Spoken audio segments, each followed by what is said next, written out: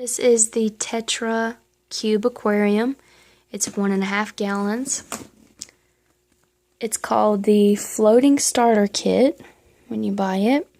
I'm just going to tell you everything that it comes with, tell you some pros and cons of mine for it, and try to throw in some tips in here for people just starting out that maybe are buying this for their first aquarium. So, first thing, overall I really like it. It's a really good aquarium for the money. I only spent $20 on it. And it comes with a lot more than I would expect for $20. I mean, it is a box of plastic, so it shouldn't be too expensive. But what's neat about this aquarium versus other aquariums in the 1 to 3 or so gallon range is that this one comes with a filter. You can see that little black box in the back. It comes with a filter, whereas most aquariums this size, around this price range, do not. So that's what's really nice about this one. This tank comes with, shows you on the box, it comes with the filter, the LED light, the air pump, comes with that stand. The LED light is really nice. Something that's better about this one versus other tanks like I was talking about is that with this aquarium, the LED light is actually, it sits on the plastic hood. So it's protected from the water. It's not being splashed by water.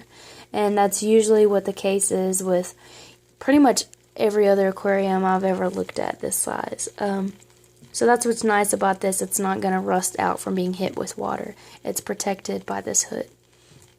The hood on this is a plus. It's really nice. I like that it's clear. So if you get one of those little LED colored bubblers, when they shine up, it'll shine through this and make a really cool look on your ceiling. So that's a plus. I like that it has all these little cutouts. It's got the little clip for that wire to keep it out of the way. It's got cutouts for extra tubing and heaters for the filter, and it has a cutout for you to feed your fish. A little feeding hole. And it's got a little cut in for the light, which is cool. To the filter, the best thing about this filter, other than it being really quiet, is that you can actually adjust how high or low you have it. And that's really cool because most people, I'm assuming, are going to be putting a beta in here since it is so small. So, and betas, you know, they don't like a lot of movement in their water, and they breathe by gulping air at the surface, so they don't need a filter hanging way high up, creating a lot of surface agitation, putting in all that oxygen. So they can't really handle all of that strong flow either. So I thought it was really nice for me to be able to actually lower that as low as I needed, or as high as I needed, so that it was keeping him comfortable and happy. So it is really quiet. Some people have said that they thought it was loud. I don't see what they're talking about. The filter itself is very quiet. All you hear is some bubbles. But this filter, since it is so small, it is powered by the air pump that comes with the aquarium right there. The airline tubing plugs into the bottom pipe right there. Can't see it very well, but it plugs into that pipe on it. And since it's so small, that's actually just what powers it. So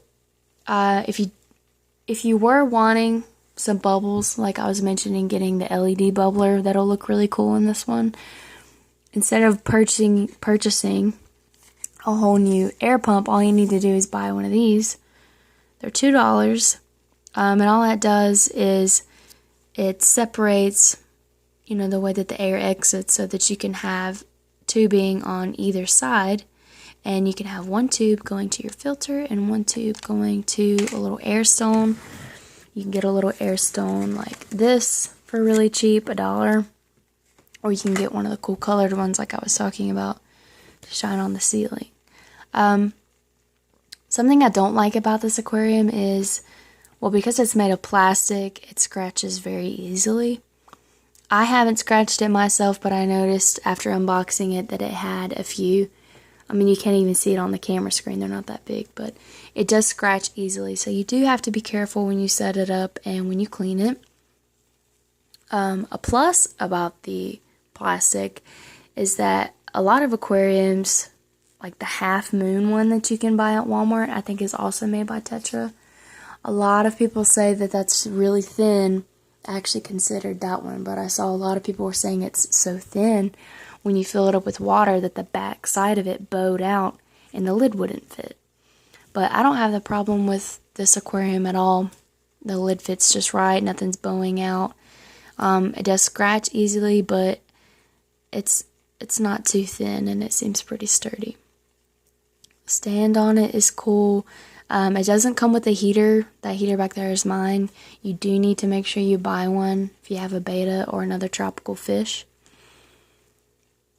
And something you really, really need to know, two really important things about this tank, is that because of its size, I think a lot of beginners probably think it's going to be really easy and low maintenance, but that's really not true because it's so small.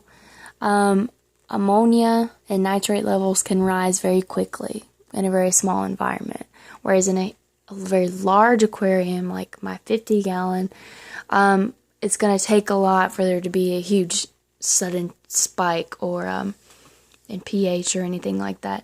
So in this one, because it's so small, uneaten food and poop can turn into ammonia and just, make things go haywire in a hurry.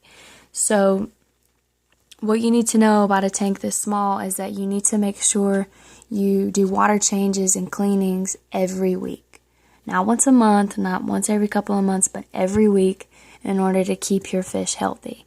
You also need to change the cartridge in this. I think you can get a pack of 2 for like $4 at Walmart, and you need to change that out every 2 to 3 weeks, I would think. So that's something important, really important things. And actually another thing you need to really make sure of is that you do not overstock it. As with any tank, you should require at least a gallon per inch of fish. So this is actually a little small for this betta. I would rather have the 3-gallon version, but I ended up having to get this. I needed to get one soon, and they didn't have the 3-gallon. Neither did anyone else around. So keep your fish's temperature in check.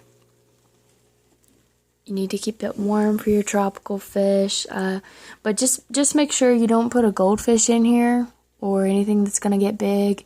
Don't put a bunch of glowfish. That's stupid.